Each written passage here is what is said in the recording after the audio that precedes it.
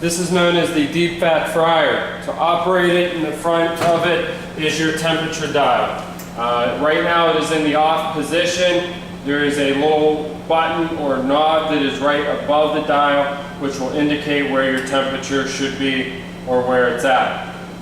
Normal frying temperatures are somewhere between 325 and 350, depending upon the size of your product and what you are frying. Once you preheat the fryer, it's going to take about 15 minutes for it to come up to temperature. So again, if you're going to be using it, you want to make sure that you turn it on before you go start assembling your product for the frying. Once the fryer is preheated, you're going to use caution at all times around the fryer. There is very hot liquids, very hot oil inside of there. If you are splashing products around inside of it, you are going to get oil splashed onto you and it is going to burn. When I'm ready to start frying, depending upon what you're doing, most products you're going to put your baskets down in first and then use a utensil or your hands to place the product into the oil. Be careful you do not throw or drop the product into the oil. Again, it is very hot, it will splash up on you and burn. You also want to make sure you're aware of the sanitation and the availability of cross-contamination when you are handling the raw products. If I'm going to use my bare hand to pick up the raw meat, I must then wash my hands immediately. You can have one set of utensils that is just for the raw product going into the fryer, and then have another set for pulling the product out of the fryer after it has been cooked. You do not want to use the same utensils for both putting the raw product in and taking the cooked product out. That is cross-contamination.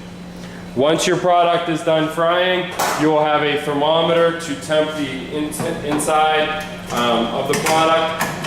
Once it is completed, you can hang those baskets on the back, let them drip for a minute, and you can kind of see all the oil dripping off the bottom of the baskets. You do not want to transfer that over to our drain board, because then we're going to lose a lot of oil in the process, okay? And it will become, you'll spill it on the, in the gap here between the fryer and the griddle, and then again, we'll have to refill the fryer more frequently.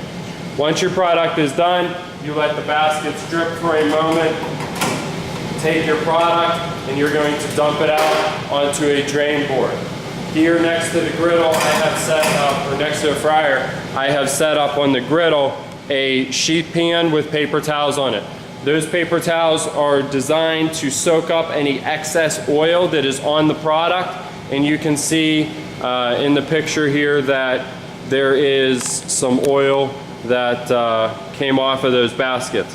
That will probably be a lot more once it's coming off your product. As soon as your product goes onto the sheet tray, on the bottom of the griddle, there is going to be a container that's going to say frying only. This is a mixture of salt and pepper that you will then sprinkle over your product.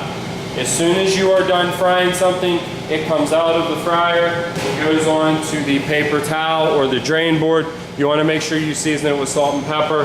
That'll be the last effort you have to season it, and the oil will kind of soak up that seasoning and help to give it one last final adjustment. Okay. Now we're ready to clean the fryer at the end of the day. Open the door. The first thing you should always do when cleaning the fryer is to turn it off. If you do not, it is very easy for the oil to ignite and a fire to start inside of the fryer. We have this cart, which we're going to use for draining the fryer. That is going to be its only use. We will not put anything else inside of it with the exception, except used oil. We will drain the fryer daily. The more you drain your fryer and strain it out, the longer a life you're going to get out of the oil.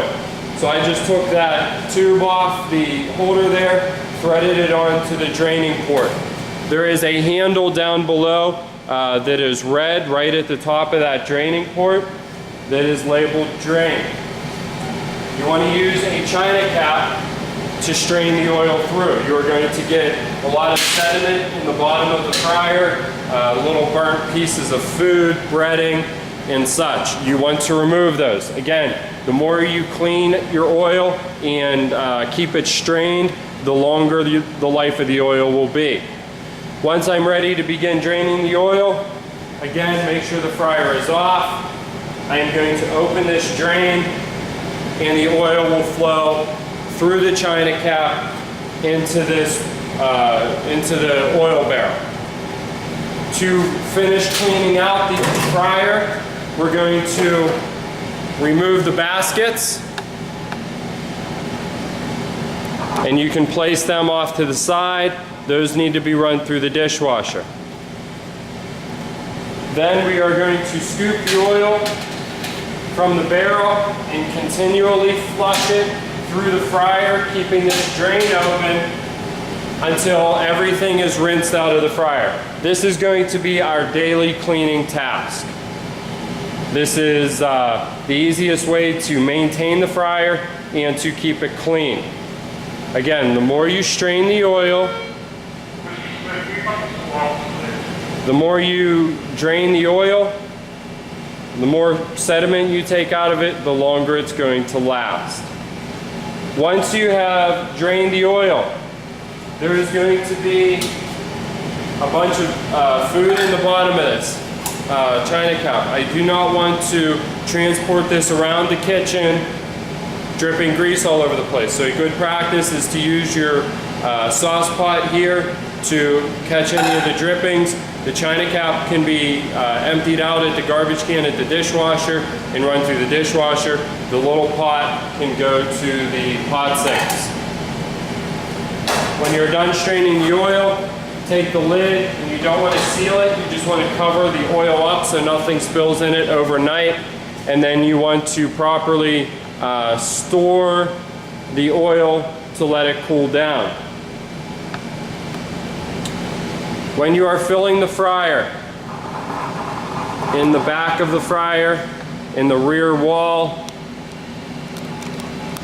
inscribed in it, it says oil level. As you can see right now, we are just below that oil level. So before we operate the fryer, we must fill it another about inch to get it up to that bottom level. The top line is the max that you can fill it to. The bottom line is what the minimum you want it at. You do not want to have it any lower than that bottom line, or else it will not properly operate. The heating elements you can see here in the bottom of the fryer must be covered with oil at all times when it is running. If I turn the fryer on and these are not covered, I will burn those out and ruin the fryer. Different types of fryers take different types of oils.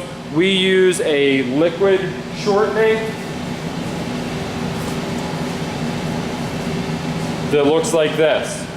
Some places use a solid shortening, which you take a large block of it, set it inside of the fryer, and then turn it on. With this model of fryer, you cannot do that. Those heating elements have to always be covered with a liquid shortening. So do not try and put a block shortening on top of the heating elements and then melt it down. It has to be a liquid. There is a crumb screen in the bottom of the fryer, which is designed to keep product from falling through and below those heating elements. You must have this in there when you're frying. It is not optional. It will run without it, but if you happen to drop something down below that crumb screen, you're not going to get it back. With the crumb screen in there, you can retrieve that product.